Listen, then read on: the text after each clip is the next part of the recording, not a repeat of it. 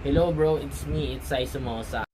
Kung di ka pamilyar kay Salmon Credit, kung naka-Android ka, punta ka sa Play Store, search mo si Salmon. Or kung naka-iOS ka, punta ka sa App Store at i-install mo si Salmon. Dapat ganito siya, yung makikita mo. Ganyan yung itsura niya, kulay orange na logo, and Salmon. Once na-install nyo na sa mga devices nyo, mag-ready lang kayo ng mga valid ID tulad ng driver license, UMID ID, SSS, o kahit anong valid ID. Then, pwede nyo nang i-apply si Salmon Credit limit nyo. Once na meron ka ng mga valid ID, hihingan ka lang ni Salmon ng mga information, details. Mga basic information lang naman yon na hihingin sa'yo ni Salmon. Then once na ma-provide mo yung mga information na yon, bibigyan ka na ng credit limit ni Salmon. Kung approve ka naman, o-offeran ka ni Salmon Credit katulad nito. Katulad nitong nakikita nyo sa taas. Ngayon nakikita nyo yung Salmon Credit. Ayan, pwede natin yan gawin in cash.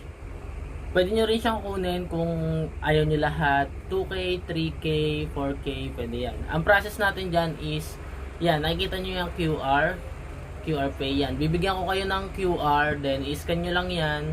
Ilalagay nyo yung gusto nyong amount. Then ipaprocess natin. Once na ma-process natin, pwede na natin yan ipasend sa mga gusto nyong account. Example, Maya, bank account, GCash, etc. Sa payment terms naman tayo, halimbawa, kinuha nyo yan si Salmon Credit, yan 10K. May grace period lang kayo na 28 days to 62 days para mabayaran yan full. Magiging zero interest siya pag nabayaran nyo yan ng full na 10K.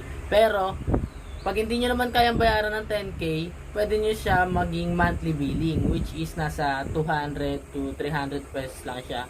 Bayaran nyo lang siya monthly para hindi kayo magkaroon ng penalty kay Salmon Credit. Pag hindi nyo kayang bayaran si 10K ng 28 to 62 days ng whole, magmi-minimum amount kayo based sa SOA na ibibigay sa inyo ni Salmon. Yung minimum amount due binabayaran monthly para hindi kayo magkaroon ng late payment or penalty kay Salmon.